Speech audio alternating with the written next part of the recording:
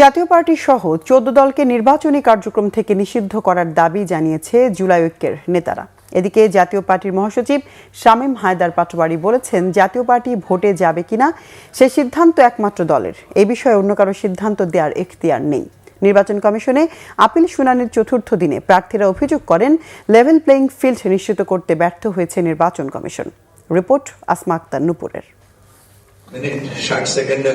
ত্রয়োদশ সংসদ নির্বাচনে রিটার্নিং অফিসারের সিদ্ধান্তের বিরুদ্ধে দায়ের করা আপিলের মঙ্গলবার চতুর্থ দিনের মতো শুনানি করেছে নির্বাচন কমিশন। চতুর্থ দিনে ৭০টি আপিল শুনানি সম্পন্ন হয়েছে, ৫৩টি মঞ্জুর ও ১৭টি নামঞ্জুর হয়েছে। ৪ দিনে মোট ২০৪ জন প্রার্থী মনোনয়ন ফিরে পেয়েছেন। বেশিরভাগ আপিল মঞ্জুর হলেও না মঞ্জুরও হয়েছে কয়েকজন প্রার্থীর। আপিল শুনানির পর গণমাধ্যমে তারা অভিযোগ তোলেন নির্বাচন কমিশনের নিরপেক্ষতা ও লেভেল প্লেইং ফিল্ড নিশ্চিত করার ভূমিকা নিয়ে। বিশেষ করে ৭১-এ স্বাধীনতার পক্ষের যেই মনোনয়নগুলো জমা দেওয়া হয়েছে তাদেরকে কি করে হয়রানি করা যায় সেই রকম একটা টেন্ডেন্সি আমি রিটার্নিং অফিসারের মধ্যে খেয়াল করেছি। এদিন মঙ্গলবার বিকেলে জুলাই ঐক্যের প্রতিনিধি দল জাতীয় পার্টি ও ১৪ দলের প্রার্থীদের মনোনয়ন বাতিলের দাবিতে প্রধান নির্বাচন কমিশনারের কাছে স্মারকলিপি জমা দেয়। ৫ আগস্টের পরে দাবি পূরণ হচ্ছে না বলে অভিযোগ করেন। জাতীয় পার্টি, ১৪ দল এবং ন্যাশনাল ডেমোক্রেটিক ফ্রন্ট এর যত প্রার্থী আছে সেই সমস্ত প্রার্থী যাদের মনোনয়নপত্র বৈধ হয়েছে ইতিমধ্যে তাদের প্রার্থিতা বাতিলের আমরা আবেদন জানিয়েছি। কারণ আমরা জানি যে জুলাই গণহত্যার সাথে তারা ফ্যাসিস্ট শেখ হাসিনা সরকারকে সবসময় অ্যাসিস্ট করেছে। বিগত সময়েও তারা বিনা ভোটের এমপি ছিল, তারা রাতের ভোটের এমপি ছিল।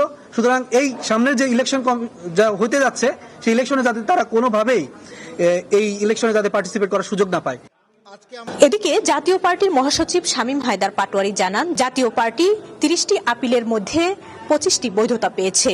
বলেন, হীন উদ্দেশ্যে জাতীয় পার্টিকে নির্বাচনী কার্যক্রম থেকে দূরে রাখার চেষ্টা চলছে। আমরা খুব দুঃখ ভারাক্রান্ত মনে দেখেছি জুলাই ঐক্য নামে আমাদের কিছু ফ্রেন্ডস, জুনিয়র ফ্রেন্ডস বলবো, তারা জাতীয় পার্টির বিরুদ্ধে বিষোদগার করছে, তারা জাতীয় পার্টিকে ভোটে রাখতে চাচ্ছে না। আমরা মনে করি সম্পূর্ণ হীন উদ্দেশ্যে আমাদেরকে রাজনৈতিক প্রক্রিয়া থেকে দূরে রাখার চেষ্টা করা হচ্ছে। এর ভিতরে দেশের ধ্বংসের, গণতন্ত্র ধ্বংসের, ঐক্যমত ধ্বংসের, সার্বভৌমত্ব ধ্বংসের বিশাল ষড়যন্ত্র অন্তর্নিহিত। আপিল শুনানি পর্যবেক্ষণে মঙ্গলবার নির্বাচন কমিশনে আসেন ইউরোপীয় ইউনিয়নের পর্যবেক্ষক দলের সদস্যরা। আসমা আক্তার নুপুর, বাংলাভিশন, ঢাকা।